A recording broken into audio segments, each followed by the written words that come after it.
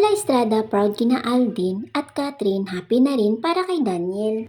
Nagpasabog ng good vibes ang TV host actress na si Carla Estrada nang magbigay siya ng pahayag tungkol kina Catherine Bernardo at Alden Richard at Daniel Padilla. Pinakita kasi ni Carla ang kanyang saloobin tungkol sa tagumpay na tinatamasa ngayon ng pelikula ng Catherine na Hello Love Again na kumita na ng mahigit 1 billion sa takilya. Umani ito ng mga positibong komento mula sa netizens, kabilang na ang mga Catherine fans at loyal supporters ng Kathniel.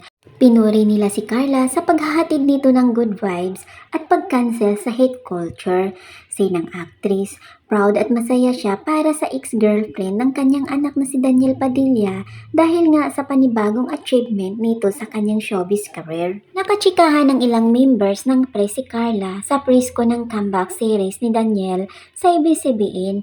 Ang incognito at isa sa natanong sa kanya kung ano ang reaksyon niya sa success ng Hello Love Again. Of course, lahat tayo masaya. Lagi naman nating sinasabi na yan na kapag magkakasama tayo sa industriya, dapat naghihilahan tayo pataas. Congratulations! I'm very happy, I'm very proud for Catherine and Alden, anya pa.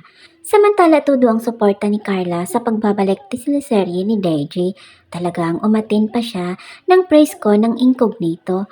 Kamakalawa ng gabi na ginanap sa Dolby Theatre ng ABS-CBN. Siyempre, super happy ang actress sa finally ay nakakabalik na rin ang kanyang anak sa television. Yes, actually, hindi lang ako yung natuwa.